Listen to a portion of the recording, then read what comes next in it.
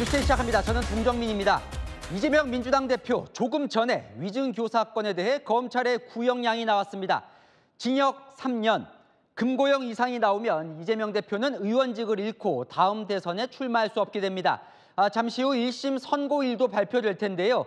징역 2년을 구형한 선거법 위반 1심 선고가 11월, 비슷한 시기가 될 것 같습니다. 이 대표의 사법 리스크, 운명의 시간이 다가오고 있습니다. 서울중앙지방법원에 나가 있는 유준 기자 연결해 보겠습니다. 자, 유 기자, 아직 재판이 끝난 게 아니죠? 네, 맞습니다. 이재명 민주당 대표 재판 아직 5시간 가까이 진행되고 있습니다. 검찰은 조금 전 이 대표에게 징역 3년을 내려달라고 재판부에 요청했는데요. 이재명 대표가 거짓말을 반복해서 민주주의 근간을 침해했다면서 실형을 선고해야 한다고 주장했습니다. 이 대표는 오늘 결심 공판을 앞두고 법정에 들어서면서 취재진 앞에서 입장을 밝혔습니다. 대한민국 검찰이 이런 식으로 법을 왜곡하는 것은 범죄 행위입니다. 친위 쿠데타지요.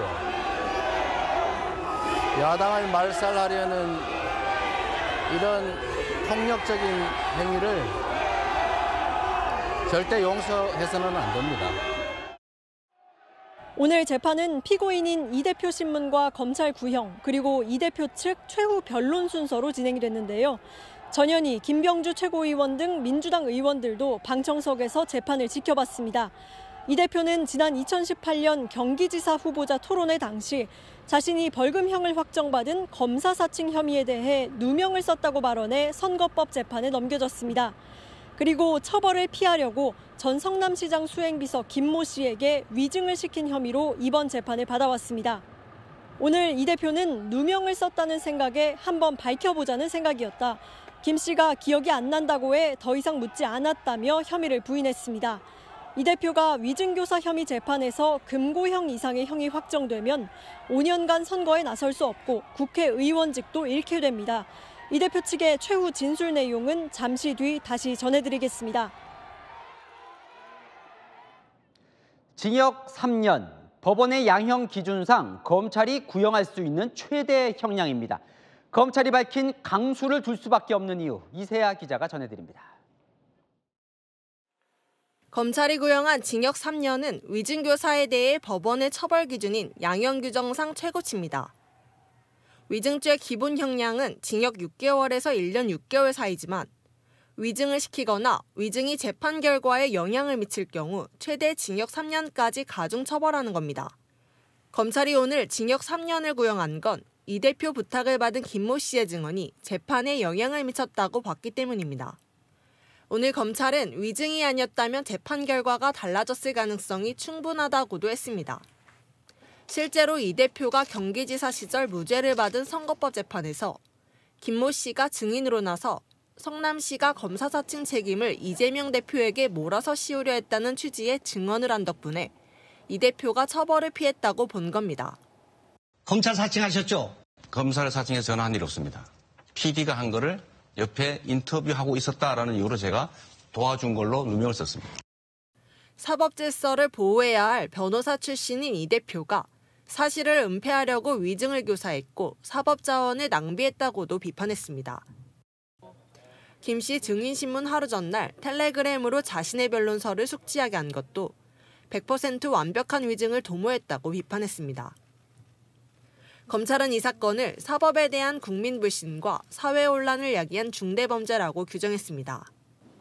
앞서 검찰은 열흘 전 공직선거법 재판에서도 이 대표에게 양형기준상 최고 형량인 징역 2년을 구형했습니다.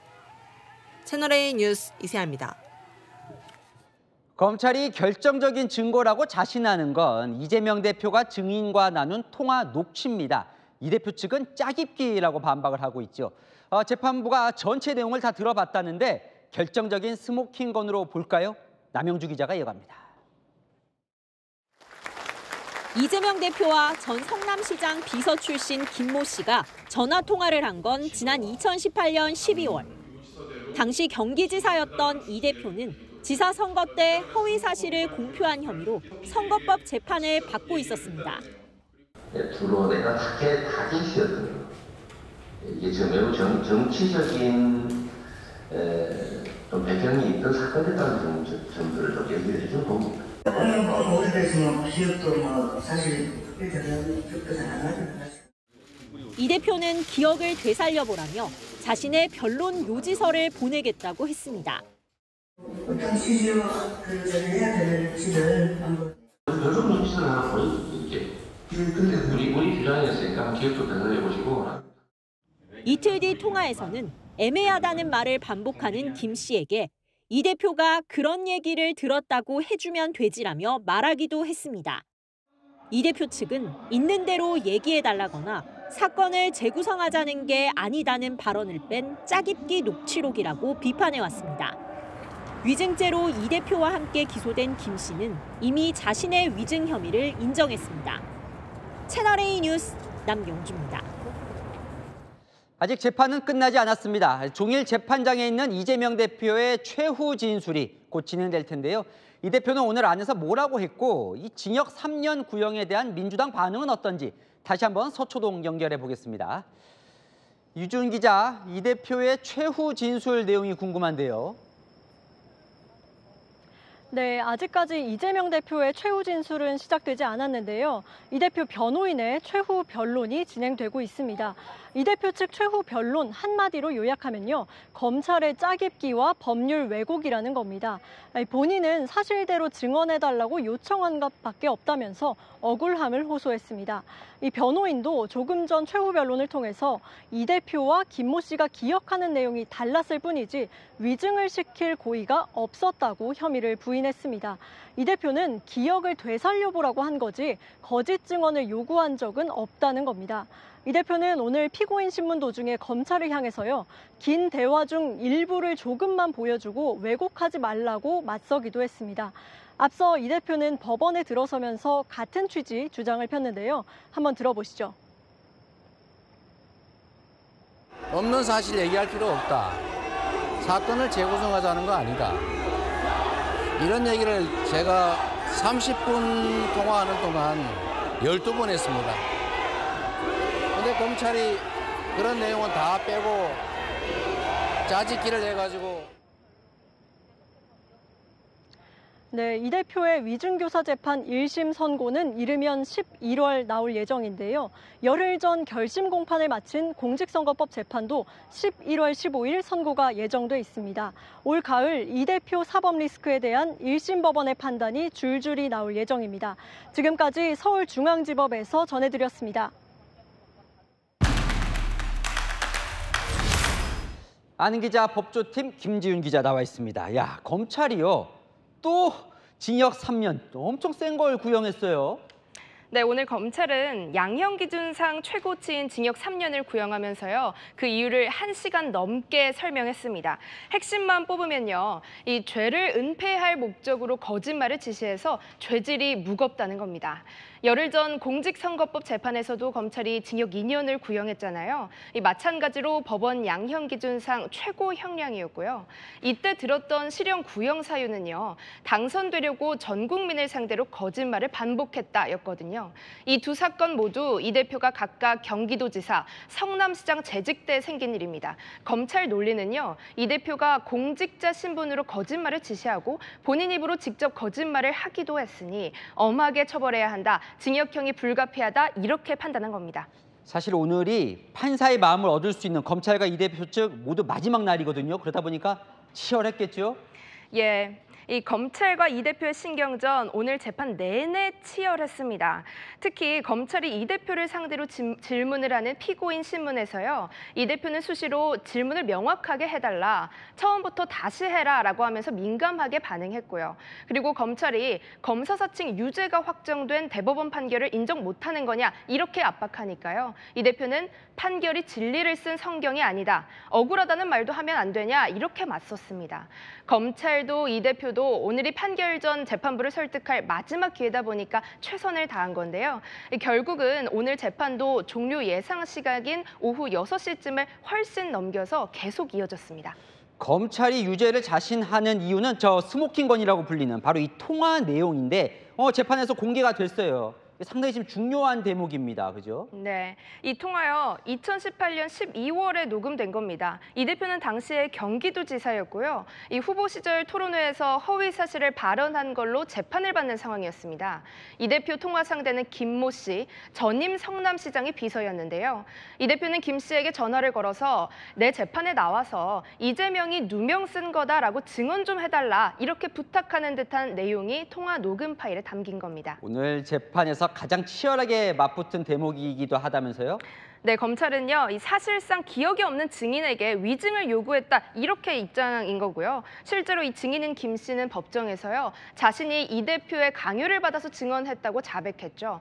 반면 이 대표 측은 재판 내내 짜깁기 된 녹음 파일을 증거로 냈다 이렇게 반발해 왔습니다. 결국 재판부는요, 요 바로 직전 재판에서 30분짜리 통화 녹음 파일 전체를 재생하기도 했거든요. 이 재판부가 이 통화 녹취의 맥락과 대화 분위기를 종합적으로 판단해서 이 대표가 김 씨에게 위증을 강요했는지를 판단할 겁니다. 자, 이 사실 시작은 검사 사칭 사건인데 그거는 2002년, 그러니까 22년 전 일이에요. 이게 어떻게 재판까지 온 겁니까? 네, 발단은 말씀하신 대로 2002년 검사 사칭 사건입니다. 이 대표는요, 당시에 공무원을 사칭하는데 공모를 해서 대법원에서 유죄 판결을 받았거든요. 하지만 2018년 경기도지사 후보 토론회에서 사칭을 내가 한 게 아니라 누명을 쓴 거다 이렇게 발언을 해서 허위사실 공표로 기소가 됐습니다. 김 씨가 증언한 이 재판 1심에서 결국 무죄 결론이 났고요. 이 대표는 경기도지사직을 유지할 수 있었는데요. 이 2019년 김 씨의 위증이 이 대표가 시킨 건지 조만간 1심 판단이 나오는 겁니다. 이 대표가 당시 경기지사 자리를 지킨 건 당시 김 씨의 위증 덕분이었다는 게 검찰 판단인데요. 그때 일이 부메랑처럼 돌아와서 국회의원직은 물론 대통령 선거 출마 기회까지 놓칠지도 모르는 이 기로에 서 있는 겁니다. 네, 잘 들었습니다. 아는 기자 김지은 기자였습니다. 자, 이재명 대표 이 공직선거법 위반 그 혐의 1심 선고일은 11월 15일로 정해졌습니다. 6개월 뒤, 그러니까 내년 5월에는 대법원의 최종 확정 판결이 나올 수도 있을 것 같습니다. 이 대법원이 선거법의 경우 2심과 3심을 각각 3개월 안에 마치라는 법 규정을 지키라고 권고했습니다. 권경문 기자입니다. 조희대 대법원장이 공직선거법 재판 소요 시간을 준수하라고 지시했습니다. 선거사범 재판은 1심은 기소 후 6개월, 2심과 3심은 각각 3개월 안에 끝내게 한 규정을 지키라는 겁니다. 모든 국민은 신속한 재판을 받을 권리를 가지는데도 법원이 이를 지키지 못하여 국민의 고통을 가중시키고 있습니다. 선거법을 어긴 선출직 당선자가 임기를 채우는 걸 막자는 취지였는데 유명무실했습니다. 21대 국회에서도 선거법 재판을 받은 국회의원 여럿이 절반 넘게 임기를 채웠습니다. 이 권고는 진행 중인 재판에도 적용됩니다. 당장 이재명 더불어민주당 대표 선거법 재판에도 영향을 미칠 걸로 보입니다. 김문기 모른다 등의 발언으로 선거법상 허위사실 공표 혐의로 징역 2년이 구형된 이 대표 1심 선고는 11월 15일 예정입니다. 기소부터 1심 선고까지 26개월이 걸린 겁니다. 이번 권고대로 2심과 3심 재판이 각각 3개월 안에 끝나면 이르면 내년 5월쯤 확정 판결이 나올 수 있습니다. 이 재판에서 100만 원 이상 벌금형이 확정되면 이 대표는 5년간 선거에 못 나서고 의원직도 잃게 됩니다. 채널A 뉴스 권경문입니다. 이재명 대표 재판 소식 쭉 전해드렸는데 검찰 수사도 남아 있습니다. 경기도 법인카드 유용 혐의와 관련해 이 대표가 한 달째 서면 질의서에 답변을 하지 않자 검찰이 재차 이 대표의 출석을 요구했습니다. 공태현 기자의 단독 보도입니다. 검찰이 이재명 더불어민주당 대표에게 서면 질의서를 보낸 건 지난달 말입니다. 경기도 법인카드 유용 의혹과 관련해 질문 내용을 담은 겁니다. 하지만 한 달 넘게 답변을 받지 못하고 있습니다. 검찰은 최근 이 대표 측 변호인을 통해 다시 출석을 요구했습니다. 지난 7월 처음 소환을 통보했지만 이 대표 측은 8월 18일 민주당 전당대회 이후 출석하겠다는 의견을 수원지검에 전달했습니다. 하지만 이후에도 출석 일정 확정에 어려움을 겪는 걸로 알려졌습니다. 출석은 언제쯤으로 고려하실지? 이 대표와 함께 법인카드 유용 의혹을 받는 배우자 김혜경 씨는 지난 5일 검찰에 출석했습니다. 검찰의 서면 조사 제안이 있었던 뒤였습니다. 검찰은 이 대표 소환 조사 이후 기소 여부를 판단할 계획이었지만 다음 달 국정감사를 앞둔 상황에서 이 대표 출석이 계속 늦어지면서 기소 여부 판단도 늦춰질 전망입니다. 이에 대해 이 대표 측은 국정감사와 재보궐선거 등 일정 때문에 서면 질의에 아직 회신을 못하고 있다고 설명했습니다. 채널A 뉴스 공태현입니다. 아는 기자 법조팀 공태현 기자 나와 있습니다. 공 기자를 부른 이유. 자, 1심 선고가 조금씩 이제 진행이 되나 싶었는데 사법 리스크 추가될 게 또 있다면서요? 네, 경기도지사 시절 법인카드 유용 혐의 수사가 이제 막바지를 가고 있는데요. 이 대표 조사가 기소 여부 판단만 남겨놓고 있습니다.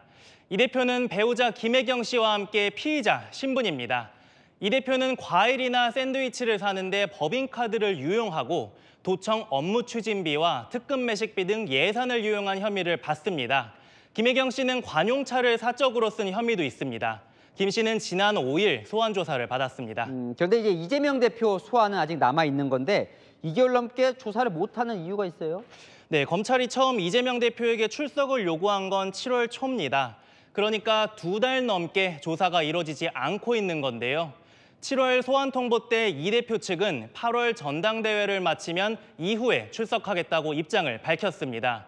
출석 일정 조율에 어려움을 겪자 검찰은 지난달 말 이 대표에게 서면 질의서를 보냈고요. 이 대표 측은 한 달 넘게 답변을 못 보내는 이유로 국정감사와 재보궐선거 준비 일정을 내세웠습니다. 결국 검찰은 추가로 출석해달라고 통보한 걸로 알려졌습니다. 자, 이 혐의까지 기소가 되면 대체 재판이 몇 개가 되는 겁니까? 네, 이재명 대표 지금 총 4개의 재판을 받고 있습니다. 여기에 법인카드 유용, 즉 배임 혐의로 기소되면 재판이 5개가 되고요. 검찰은 진행 중인 대장동 사건 재판을 성남FC 뇌물 혐의 재판과 분리해달라고 요청을 했는데 법원이 이 요청까지 받아주면 이 대표 총 6개의 재판을 받을 수도 있는 겁니다. 자, 중요한 건 그 재판들 형이 언제 확정되냐 이 부분이거든요. 예상이 좀 가능할까요? 네, 가장 빨리 결과가 나올 걸로 보이는 재판은 공직선거법 위반 재판입니다. 조희대 대법원장은 일선법원의 선거법 재판 1심은 6개월, 2심과 3심은 3개월 내 선고하라고 권고를 했습니다. 이 대표 공직선거법 재판 1심 선고가 11월 15일인데요. 산술적으로 따지면 2심은 늦어도 내년 2월 전에, 대법원 최종 판단도 내년 5월까지는 나올 수 있는 겁니다. 결국 정치권의 최대 관심은 그래서 이재명 대표가 다음 대선에 출마할 수 있을지 여부인데 이게 이 형 선고에 달려 있는 거예요. 네, 결국 법원 판단이 다음 대선 출마 가능 여부를 가를 것으로 보입니다. 공직선거법 재판은 벌금 100만 원 이상형이 확정될 경우 다른 혐의는 금고형 이상형이 확정되면 의원직을 잃고 2027년 대선 출마가 불가능해집니다. 법인카드 유용이나 위증교사 등 혐의가 벌금형으로 끝나면 대선 출마는 가능하지만요. 형량은 가벼워도 사법방해나 공금유용 등의 유죄 판단이 나오면 대선 주자로 나서더라도 도덕성 논란에 계속 시달릴 수 있습니다. 네, 지금까지 아는 기자 공태현 기자와 살펴봤습니다. 자, 민주당의 반격 소식으로 이어갑니다. 그 중심에 김건희 여사가 있죠. 국회가 통과시킨 김 여사 특검법안에 대해 정부가 또 거부권 건의를 의결했습니다. 야당은 곧장 용산으로 몰려갔습니다. 정현주 기자입니다. 김건희를 특검하라! 특검하라! 특검하라! 특검하라! 야5당이 일제히 용산 대통령실 앞으로 가 김건희 여사 특검법을 수용하라고 압박했습니다. 최순실 뺨치는 국정농단의 진원지 김건희를 특검하라! 정부는 앞서 열린 국무회의에서 김 여사 특검법, 최상병 특검법 등에 대한 제의 요구안을 의결했습니다. 김 여사 특검법은 지난 1월에 이어 2번째 거부권 건의입니다. 야당만 특검을 추천할 수 있고 추천한 지 사흘이 지나면 대통령 의결 없이도 연장자가 자동 임명되도록 한 건 3권 분립 위반이라는 겁니다. 한덕수 국무총리는 향후에도 야당에 밀리지 않겠다는 뜻을 분명히 했습니다. 정쟁형 법안에 대해서는 어떠한 타협도 없이 법과 원칙에 따라 대응해 나갈 것입니다. 민주당은 대통령이 제거할 경우 이번 주 중 곧바로 본회의를 열어 재의결할 방침입니다. 국민의힘은 재의결 반란표 단속에 나섰습니다. 의원들께서 잘 판단하실 거라고 생각합니다. 다만 한 대표는 김건희 여사 사과와 관련해선 일관된 입장이라며 사과를 재차 요구했습니다. 채널A 뉴스 정인주입니다. 김건희 여사의 공천 개입 의혹으로 시작된 건이죠. 김영선 전 국민의힘 의원과 명태균 씨에 대해 오늘 검찰이 압수수색을 진행했습니다. 자, 이번엔 정치자금법 관련된 건입니다. 자세한 내용은 홍진우 기자가 전해드립니다. 검찰 수사관들이 집에서 나옵니다. 김건희 여사와의 친분을 앞세워 창원 이창 선거구 공천에 영향력을 행사했다는 의혹을 받고 있는 명태균 씨 자택을 압수수색한 겁니다. 집에 있던 명 씨 모습도 포착됐습니다. 검찰은 또 명 씨 사무실과 김영선 전 국민의힘 의원, 회계 책임자의 자택 등도 압수수색했습니다. 앞서 지난해 12월 경남선거관리위원회는 회계 책임자를 정치자금법 위반 혐의로 창원지검에 고발하고 김 전 의원과 명 씨 등을 수사 의뢰한 바 있습니다. 검찰은 김 전 의원이 2022년 8월부터 수십 차례에 걸쳐 수천만 원을 명 씨에게 전달한 사실을 확인했습니다. 명 씨가 지난 2022년 국회의원 보궐선거 당시 김 전 의원 국민의힘 공천에 관여했고 그 대가로 두 사람 간 금전 거래가 오갔는지 조사하고 있습니다. 검찰은 공직선거법 위반 혐의도 적용 가능한지 들여다보고 있습니다. 공직선거법 위반 혐의가 추가된다면 공소시효인 다음 달 10일까지 결론을 내야 합니다. 이에 대해 명 씨는 빌려준 돈을 돌려받은 것이란 입장을 고수하는 것으로 알려집니다. 김 전 의원에게 3천만 원씩 2번 빌려줬는데 선거 자금으로 흘러갔다는 겁니다. 김 전 의원도 검찰 조사에서 관련 의혹을 전면 부인한 것으로 알려졌습니다. 채널A 뉴스 홍진우입니다. 민주당은 탄핵 총공세에 나서는 분위기입니다. 대통령의 거부권 행사도 탄핵 사유가 된다고요. 대통령 지지율은 취임 후 최저치를 기록하는 상황. 국민의힘도 이 탄핵에는 똘똘 뭉쳐 저항하고 있습니다. 박지한 기자입니다. 더불어민주당 지도부에서 대통령의 특검법 거부권 행사가 탄핵 소추 사유라는 주장이 나왔습니다. 최상병 특검법은 대통령 본인이 피의자가 될 수 있고 김건희 여사 특검법은 배우자가 피의자라 이해 충돌에 해당한다는 겁니다. 그 자체가 탄핵 소추의 사유가 될 수 있습니다. 공공성이 사적 이해관계에 따라서 좌우되는 것을 헌법적으로 용인하지 않겠다는 원칙입니다. 이미 심리적 탄핵 상태라는 주장도 나왔습니다. 이미 심리적 탄핵 상태에 들어있다라고 지금 말하고 있지 않아요? 왜 탄핵이라는 말을 티읕자도 못하게 합니까? 조국 대표는 탄핵할 결심을 해달라며 민주당을 압박했습니다. 민주당 지도부 관계자는 박근혜 탄핵 국면과 비교해보면 이미 두근 터졌다, 시간 문제라며 총공세를 예고했습니다. 야권의 탄핵 공세 속 대통령의 지지율은 25.8%, 리얼미터 기준으로 취임 후 최저치를 기록했습니다. 국민의힘은 의도적인 탄핵 몰이라며 맞공격을 펼쳤습니다. 선거가 다가오자 탄핵 몰이가 더 과격해지고 있습니다. 국민들에게 쓰디쓴 탄핵 커피를 들이밀다가 선거에서 정말 쓴맛을 보게 될 것입니다. 민주당 관계자는 다음 달 국감에서 김건희 여사를 파다보면 탄핵 스모킹 건이 나올 수 있다고 기대했습니다. 채널A 뉴스 박지한입니다. 홍명보 축구 국가대표팀 감독 선임을 둘러싼 논란에 대통령까지 나섰습니다. 윤석열 대통령은 감독 선임 과정에 문제가 있다는 유인촌 장관의 보고를 받고 진상 파악을 지시했습니다. 최승현 기자입니다. 윤석열 대통령이 축구 국가대표팀 감독 선임 과정에 철저한 진상 규명을 지시했습니다. 유인촌 문체부 장관으로부터 홍명보 감독 선임 과정에 규정 위반이 발견됐다는 감사 결과를 보고받고 직접 칼을 빼든 겁니다. 윤 대통령은 유 장관에게 국가대표는 대한민국 국민의 자부심이 되어야 한다며 과정부터 공정해야 하니 여러 의혹에 대한 진상을 명백히 밝히라고 지시했습니다. 낡은 관행들은 과감하게 혁신해서 청년 세대의 가치관과 문화와 의식에 맞는 또 자유롭고 공정한 대통령실 관계자는 홍 감독 선임 과정 감사 결과 전력강화위원회 추천과 이사회 최종 의결 과정에서 규정 위반이 확인됐다고 밝혔습니다. 이임생 이사가 전력강화위로부터 감독 추천 권한을 위임받은 부분, 또 홍 감독 선임 뒤 사후에 이사회 의결을 거친 부분이 문제가 된 것으로 보입니다. 회장님, 이임생 기술발전위원회 위원장이 전력강화위원회 업무를 겸용해도 됩니까? 병행한다기보다는 안 됩니다. 정관 위반입니다. 대한축구협회는 현재로서는 감독 교체 계획이 없다며 문체부의 공식 감사 결과 발표를 보고 대응할 것이라고 밝혔습니다.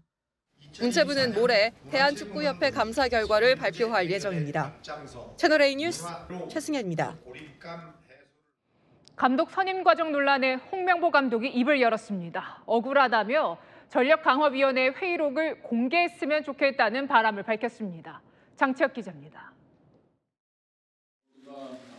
선임 절차 논란으로 축구대표팀이 이리저리 흔들리자 홍명보 감독이 답답함을 토로합니다. 개인적으로는 참 억울한 것도 저는 있어요. 정상적인 절차를 거쳤냐 해서 걸쳤다고 얘기를 들었고, 이번에 국회에서 가보니까 약간 제가 들었던 말보다는 조금 다른 게 좀 있더라고요. 그래서 저는 동의를 했냐 또 안 했냐.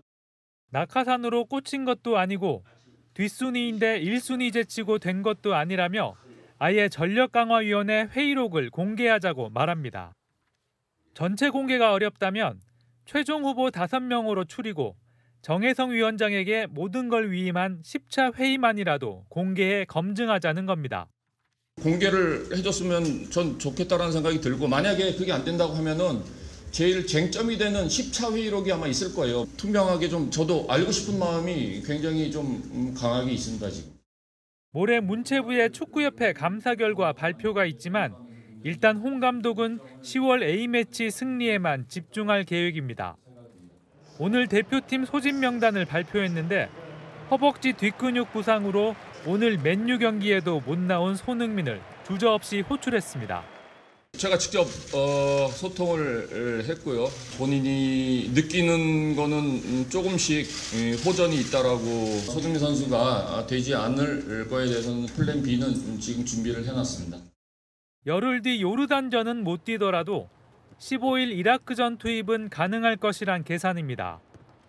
또 선수단의 30%인 7명을 유럽에서 뛰는 2000년대생 젊은 피로 대거 교체하며 대표팀에 변화를 줬습니다. 채널A 뉴스 장치혁입니다.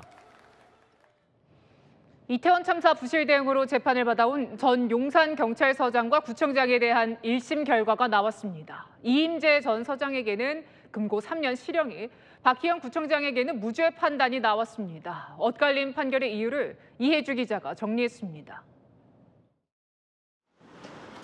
2022년 10월 이태원 참사 당시 인명 피해를 키운 혐의로 재판을 받아온 이임재 전 서울 용산경찰서장.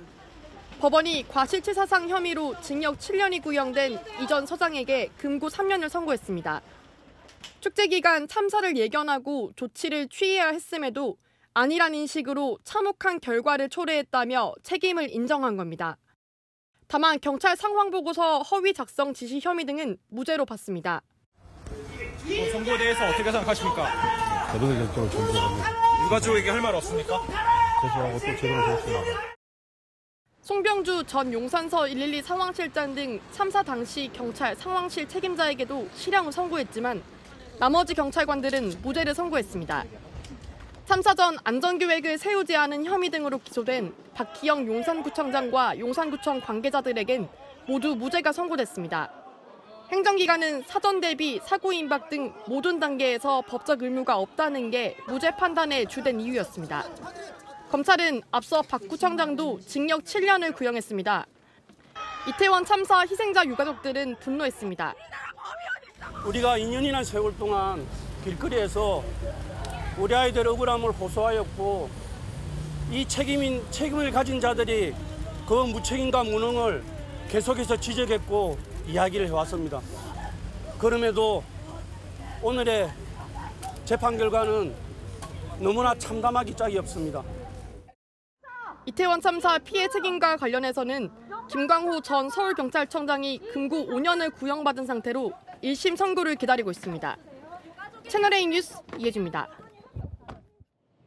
가수 김호중 씨에게 검찰이 징역 3년 6개월을 구형했습니다. 조직적으로 사법 방해 행위를 했다는 이유인데요. 김 씨는 발목 치료가 필요하다며 보석을 요청했습니다. 서창우 기자입니다. 지난 5월 술을 마신 채 차를 몰다가 중앙선을 침범해 택시와 사고를 내고 달아난 혐의를 받는 가수 김호중 씨. 운전자를 매니저와 바꿔치기 하고 허위 자수를 부탁한 혐의까지 더해져 구속 상태로 재판을 받아왔습니다. 매니저한테 직접 증거 인멸해달라고 부탁하신 거 맞으세요? 죄송합니다. 소주 3병 마셨다는 진술로 나왔는데 정확히 그날 몇 잔 마신 거예요? 죄송합니다. 오늘 검찰은 김 씨에게 징역 3년 6개월형을 내려달라고 재판부에 요청했습니다. 과실이 무겁고 조직적으로 사법방해 행위를 해서 국민적 공분을 일으켰다는 게 구형 이유입니다. 함께 재판을 받은 김 씨 소속사 대표와 본부장에게는 징역 3년, 김 씨 매니저에게는 징역 1년을 구형했습니다. 검찰은 김 씨가 낸 보석 신청에 대해 도주 우려를 이유로 기각해달라고 했습니다. 김 씨 측은 대중에게 알려진 사람이라 도망 염려가 없다며 극심한 발목 통증을 시급하게 치료하기 위해 보석을 청구했다고 반박했습니다. 김 씨에 대한 1심 선고는 11월 13일 이뤄질 예정입니다. 채널A 뉴스 서창우입니다. 국가대표 출신 박태환 씨가 친 골프공에 옆홀 손님이 다치는 사고가 있었죠. 법원이 박 씨의 배상 책임은 없다고 판결했습니다. 하지만 박 씨가 사고 낸 사실을 감추려 한 정황이 드러나 논란입니다. 김세인 기자입니다.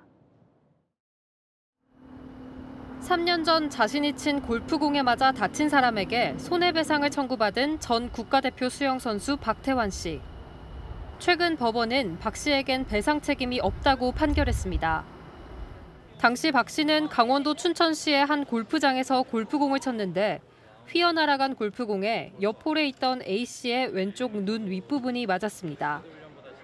A 씨는 시력 저하 등 후유증을 호소하며 손해배상 청구 소송을 냈는데 법원이 박 씨 손을 들어준 겁니다. 박 씨가 캐디 지시에 따라 공을 친 만큼 사고를 막을 주의 의무는 골프장 측과 캐디에게 있다고 봤습니다. 아마추어 골퍼에게 친 공이 휘는 일이 자주 있다는 점도 고려했습니다. 하지만 재판 과정에서 박 씨가 같이 골프를 친 다른 사람이 사고를 일으켰다고 주장했던 사실이 드러났습니다. 법원은 도덕적으로 비난받아야 마땅하다면서도 배상 책임과는 무관하다고 봤습니다. 박 씨 소속사는 정확한 사실관계를 파악 중이라며 추후 입장을 발표하겠다고 밝혔습니다. 채널A 뉴스 김세인입니다. 네, 도심 한복판에서 10대 여성을 살해한 남성의 신상이 공개됐습니다. 30살 박대성. 범행 직후 맨발로 달아나는 모습도 드러났습니다. 공국진 기자입니다. 검은 옷을 입은 남성이 거리를 걸어옵니다. 신발을 신지 않고 맨발인 모습이 포착됩니다. 30살 박대성이 17살 여학생을 흉기로 살해한 뒤 달아나는 모습입니다. 앞서 박대성은 자신의 식당에서 소주 4병을 마신 뒤 여학생을 800m 넘게 뒤따라가 흉기를 휘둘렀습니다. 박대성은 범행을 인정하면서도 술에 취해 기억이 나지 않는다고 주장한 바 있습니다. 왜 그러셨어요? 그때 기억이 나지 않습니다. 술은 얼마나 마셨어요? 한 4병 정도 먹었습니다. 소주? 네. 하지만 박대성은 범행 후 또 다른 술집을 찾아 술을 더 마셨습니다. 맨발로 걸어다니는 걸 이상하게 본 주민들이 물어보자 여자친구와 싸웠다고 이유를 댔습니다. 경찰 조사 결과 실제 전 여자친구와 싸웠던 사실이 드러났습니다. 맥주를 두 개 한 모금 딱 먹더니 결혼할 여자랑 싸웠는데 싸워서 왔다고 눈이 무섭고 막 발을 보니 맨발이고.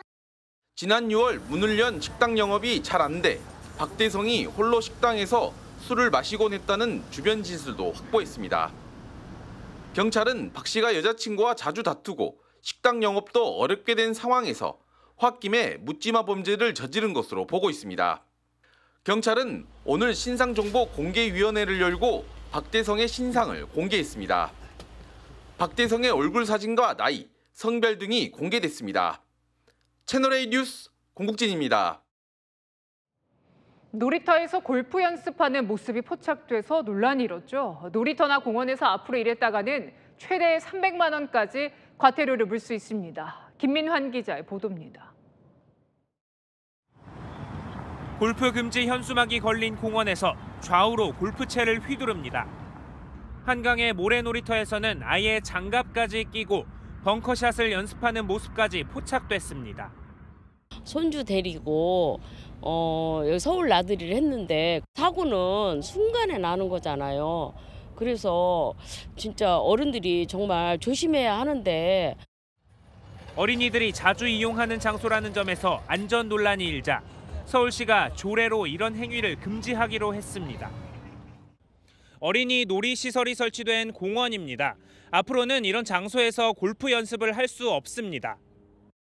개정된 조례에 따라 물건을 던지거나 타격해 시설물이나 이용자에게 위험이 되는 행위가 금지됩니다.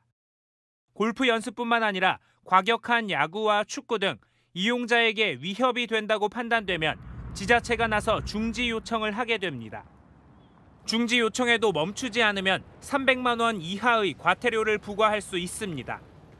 놀이시설이 갖춰진 공원을 포함해 물놀이장 등 서울 시내 실내외 어린이 놀이시설 9,400여 곳이 대상입니다. 또 이번 조례 개정으로 어린이 놀이시설에서 음란물을 시청하거나 성적 수치심을 일으키는 행위도 금지됐습니다. 채널A 뉴스 김민환입니다. 군 생활하며 쓰는 보급품들 좋아졌다고는 해도 젊은 장병들 눈높이에는 부족할 수도 있죠. 공급하기 편한 것보다는 장병들이 선호하는 품목으로 군수품이 바뀝니다. 김대욱 기자입니다. 세련된 디자인에 기능성도 갖춘 유명 브랜드 운동화입니다. 국내 대기업이 만든 밀키트도 등장했습니다.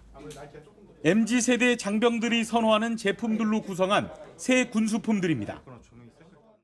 유명 브랜드 러닝화부터 간편식인 밀키트까지 다양한 보급품들이 내년 초부터 군에 보급될 예정입니다. 과거 군수품은 단일 업체에서 일괄적으로 납품받아 왔습니다. 상대적으로 인지도가 떨어지고 만족도가 낮다는 불만이 제기돼 왔습니다. 장병들의 선호도에 맞춰 다양하게 제품을 구비한 게 가장 큰 변화입니다. 바비큐 폭립과 즉석 떡볶이, 뼈의 장국 등 4,000가지가 넘는 제품으로 식단이 한층 풍성해졌습니다. 입대 전 즐겨 먹던 음식을 부대에서도 먹을 수 있다 보니 장병들 사기도 자연스레 올라갑니다. 군 자체적으로 품질 개선이 어려운 보급품도 과감하게 개선하기로 했습니다. 일단 면도기와 운동화부터 유명 브랜드 제품으로 바꿔 공급하기로 했고 대상 품목도 계속 확대하기로 했습니다. 군수품은 장병 사기와 군 전투력 향상에 직결되는 과제입니다. 더 다양한 제품, 더 좋은 품질의 제품을 조달청은 불공정 행위를 한 업체에 페널티를 부과하는 등 군수품 신뢰도 향상에 나설 계획입니다. 채널A 뉴스 김대욱입니다. 서울에서만 한 해에 4천억 원 체납 세금 이야기입니다. 시청이 악성 체납 세금 징수에 나섰는데요. 현장 카메라 김승희 기자가 동행했습니다. 여력이 있음에도 불구하고 고액의 세금을 내지 않고 버티는 악성 체납자들이 많습니다. 이렇게 납세의 의무를 저버린 이들을 끝까지 추적하는 사람들이 있는데요. 함께 현장으로 가보겠습니다. 새벽 6시, 서울시 38 세금 징수과가 분주합니다. 체납자가 출근하기 전에 도착해야 되기 때문에 아침 일찍 출발합니다. 시세 150억 원의 한남동 펜트하우스에 들이닥친 징수팀. 지방세 1억 원을 안 낸 체납자는 돈이 없다고 잡아댑니다. 저는 가지고 있는 게 하나도 없어요. 하지만 주차장에선 고급 승용차가 발견되고 집안 여기저기서 명품 시계와 현금 따발이 쏟아져 나옵니다. 사는 것까지 가져가는 겁니까? 제가 사는 게 지금 죄를 짓고 사는 거예요. 평창동 고급 주택에 살고 있는 한 체납자는 10년간 세금 1억 4천만 원을 내지 않았습니다. 아버님이 계세요? 아니, 그 식당 그쪽 살고 있다고 하고 있어요. 집안에 들어서자 문이 잠긴 방이 나옵니다.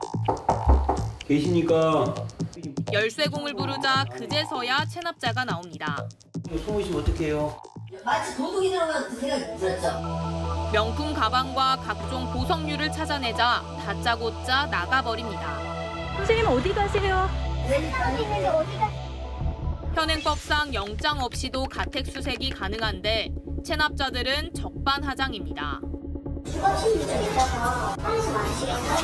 으름장을 놓기도 합니다. 네, 서울시청은 다 판결해가지고 패인 거예요. 서울시 체납 세금은 매년 4천억 원 수준. 1,000만 원 넘는 지방세를 1년 넘게 내지 않은 체납자만 2만 명에 가깝습니다. 1인당 700명씩 담당을 하고 있습니다. 2,118억 정도가 지금 징수할 걸로 예상이 되고 있습니다. 악성 체납자는 명단을 공개하는 데 더해 감치 명령을 내려 구치소로 보내는 등 강력한 제재를 이어갈 방침입니다. 현장 카메라 김수희입니다. 헤즈볼라의 수장을 제거한 이스라엘이 레바논의 수도 베이루트 도심을 처음 공격했습니다. 뿐만 아니라 레바논 남부 예멘 반군 후티 근거지에도 무차별 공습을 이어가고 있는데요. 박선영 기자의 보도입니다. 아파트 건물에서 검은 연기가 피어오르고 소방차와 구급차가 급히 출동합니다. 건물 일부 층이 완전히 부서졌고 일대는 아수라장이 됐습니다. 현지 시각 오늘 새벽 이스라엘군이 레바논 수도 베이루트 도심 아파트에 미사일 공격을 가했습니다. 이스라엘 언론은 이번 공습으로 이란과 우호 관계에 있던 팔레스타인 인민해방전선 지도부 3명이 아파트에 있다 사망했다고 보도했습니다. 레바논 남부나 동부를 공격해온 이스라엘이 레바논 시내 중심지를 공격한 것은 이번이 처음입니다. 이에 앞서 하루 전에는 이스라엘이 예멘 후티 반군 근거지인 호데이다 항구도 공격했습니다. 전투기 등 수십 대의 군용기가 약 1,700km 떨어진 예멘까지 날아가 폭격해 현재까지 최소 5명이 숨지고 45명이 다친 것으로 알려졌습니다. 이틀 전 후티가 베냐민 네타냐후 이스라엘 총리의 도착 시간에 맞춰 이스라엘 벤구리온 공항에 미사일을 쐈는데 이에 대한 보복으로 보입니다. אנחנו רואים היום את התקיפה במרחק של 2,000 קילומטר בחודדה ובסביבתה, וההישגים כמו שהם משתקפים לנו הם מאוד מרשימים. 주 레바논 한국 대사관은 어느 곳이든 공습 위험이 있다며 치안 등 주변 상황이 점점 안 좋아지고 있다고 우려했습니다. 이스라엘이 저항의 축에 대한 공격 수위를 높여가면서 전면전 가능성은 더욱 고조되고 있습니다. 채널A 뉴스 박선영입니다. 30여일 남은 미국 대선, 해리스와 트럼프 간의 신경전이 치열합니다. 이번에는 미식축구 경기장과 TV 광고로 기싸움을 벌였습니다. 뉴욕에서 조아라 특파원입니다. 엘라베마와 조지아 간의 대학 미식축구 경기장에 나타난 도널드 트럼프 미 공화당 대선 후보. 이날 경기는 공화당 강세 지역인 엘라베마주에서 열렸는데 트럼프의 모습을 본 관객들이 소리를 지르며 환호했습니다.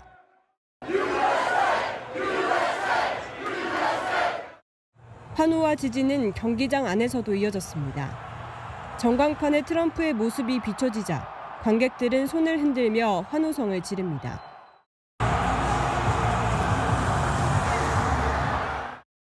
트럼프는 방탄 유리로 둘러싸인 채 활짝 웃으며 주먹을 휘두릅니다. Voting for Donald Trump, our economy was way better with him in office, and it was the most peaceful time. 이에 질세라 카멀라 해리스 민주당 대선 후보 측도 맞불을 놨습니다. 이날 경기를 본 수백만 명을 겨냥해 트럼프를 조롱하는 TV 광고를 방영한 겁니다. Winners never back down from a challenge. Champions know it's anytime, any place. But losers may whine and waffle. 이달 10일 첫 TV 토론 이후 두 번째 토론을 제의했지만 거절한 트럼프를 패배자라고 비꼰 겁니다. 당초 해리스 측은 경기장에도 트럼프 조롱 문구를 담은 비행기를 띄우려 했지만 기상 등의 문제로 TV 광고만 내보낸 것으로 알려졌습니다. 워싱턴 포스트는 2차 토론에 응하지 않는 트럼프에 대한 새로운 전략이라고 평가했습니다.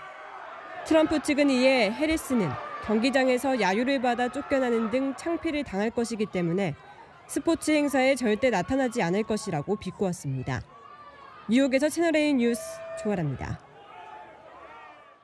현대차가 창립 57년 만에 누적 생산 1억 대를 달성했습니다. 속도로는 전 세계 완성차 업체 중에서 가장 빨랐습니다. 김재혁 기자입니다.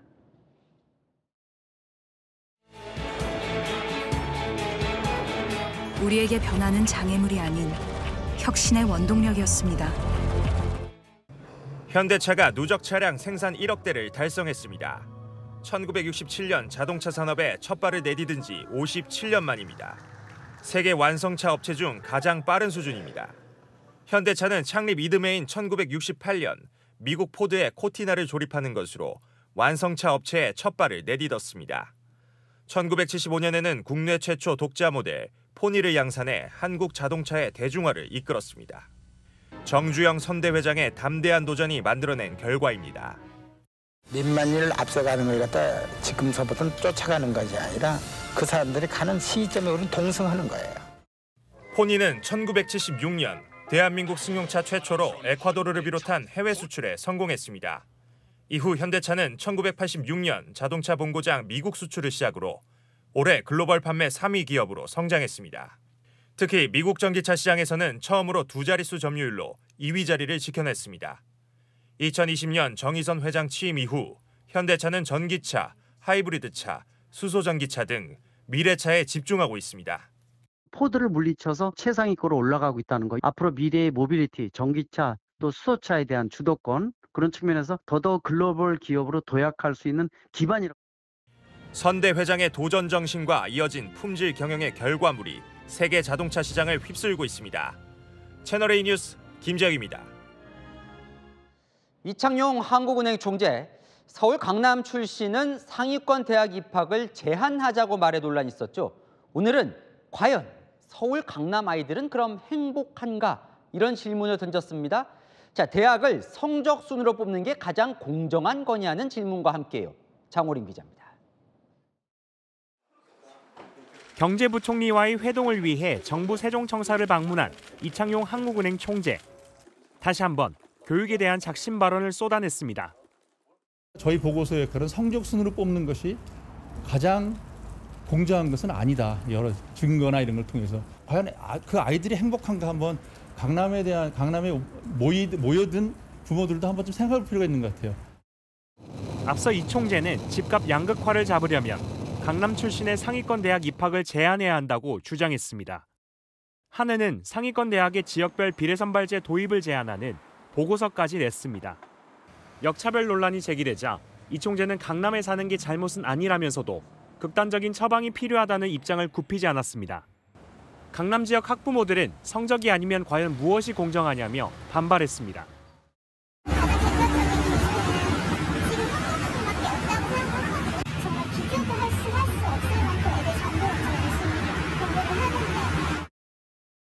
이창용 총재는 공론화를 통해 변화의 계기를 마련할 필요가 있다고 강조했습니다.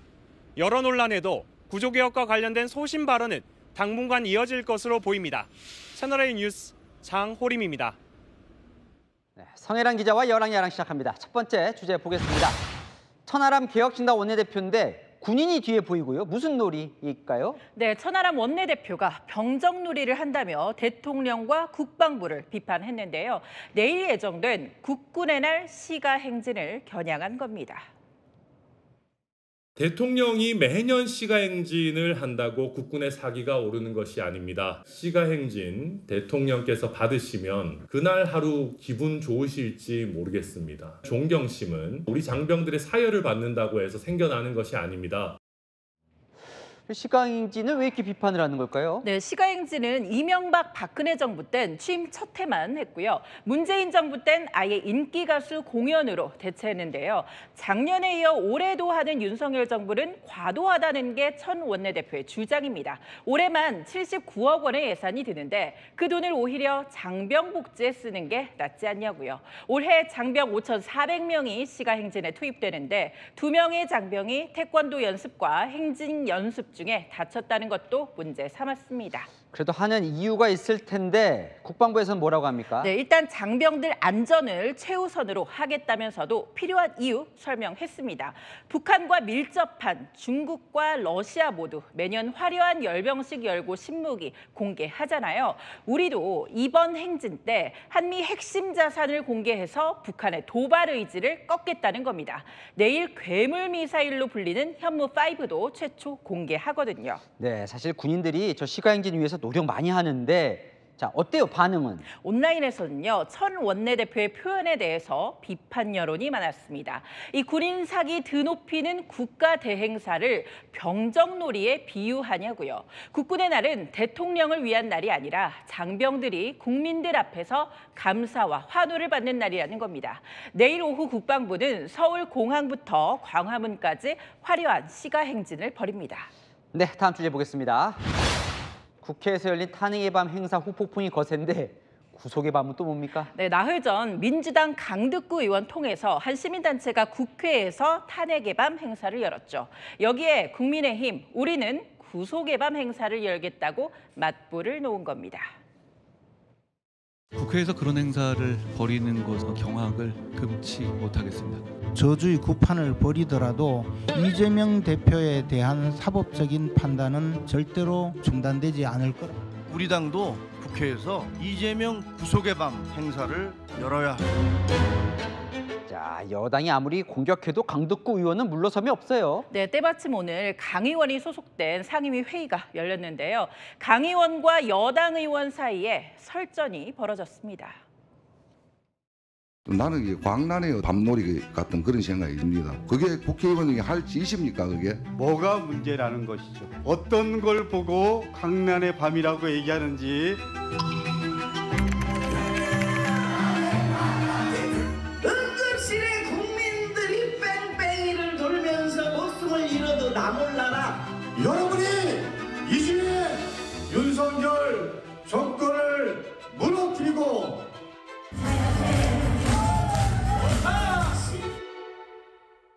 자, 오늘 상임위는 환경노동위원회던데 환경이나 노동 논의 안 하고 저걸로 맞붙은 거예요? 네, 광란의 밤으로 싸우던 여야 급기야는요, 이런 논란으로 번졌습니다. 합법적으로 진행된 행사를 트집 잡을 시간이 있다면 민생을 내팽개친 윤석열 정권 제대로 하라고 좀 얘기하십시오. 완전히 그냥 윤석열 대통령 호위무사들이야. 당신들은 그러면은 이재명 호위무사 아니야? 서로가 윤석열 대통령, 이재명 대표의 호위무사가 아니냐며 공박을 벌인 건데요. 국민들을 위한 호위무사는 언제쯤 제대로 볼 수 있을까요? 네, 지금까지 여랑야랑이었습니다.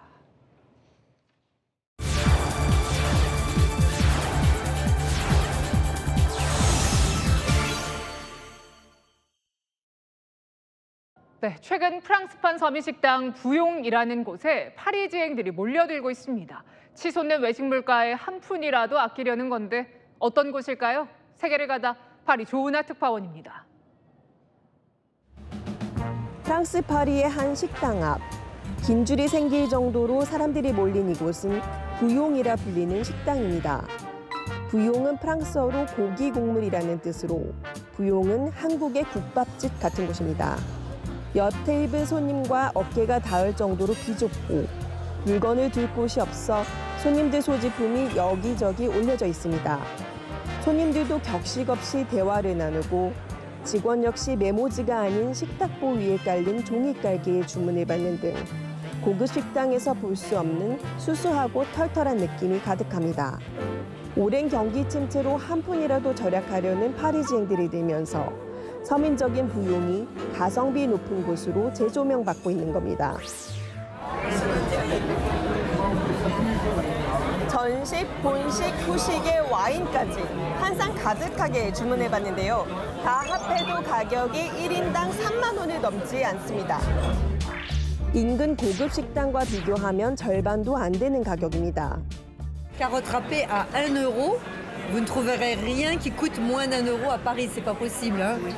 Après, on a mangé des desserts à 3-4 euros. C'est pas possible de trouver ça dans Paris. Hein. 경제난 때문에 지난해 프랑스에서 폐업한 식당은 7,200곳으로 1년 전에 비해 44% 늘었지만 부용에는 오히려 방문객들이 늘면서 활기를 띠고 있습니다. Parce qu'on fait beaucoup de clients, justement. Nous, l'avantage, c'est qu'on a un restaurant où il y a tout le temps, tous les jours, on fait minimum 1500 couverts. Tous les jours. 옷이며 가방, 신발까지 다양한 패션 아이템들이 할인가에 판매됩니다. 고급 초콜릿은 최대 40%까지 싸게 팔립니다. 먹거리부터 패션, 생활용품까지 백화점 재고를 최대 60% 싸게 파는 대형 아울렛에 멋쟁이 파리쟁들이 몰렸습니다. 지난해 프랑스 할인 매장 방문객 수는 전년 대비 약 87% 늘어났다는 연구 결과도 나왔습니다. Et de temps en temps, j'achète des vêtements parce qu'il y a des boutiques qui font des moins 30, des moins 50. C'est intéressant. Voilà. 멋과 체면 대신 실속을 중시 여기는 파리지앵들. 서민 식당과 할인점은 이들 생활의 일부가 됐습니다. 파리에서 채널A 뉴스 조은아입니다. 길었던 더위는 10월의 첫날인 내일을 기점으로 끝이 납니다. 전국에 비가 내릴 텐데 그친 후 찬 공기가 내려오면서 기온이 뚝 떨어지겠습니다. 오늘 최고 28도가 넘었던 서울은 내일 21도, 올해는 20도에 그쳐서 낮에도 쌀쌀하겠습니다. 비는 새벽부터 낮까지 중부지방을 중심으로 내리겠고요. 낮부터는 남부에 내리겠습니다.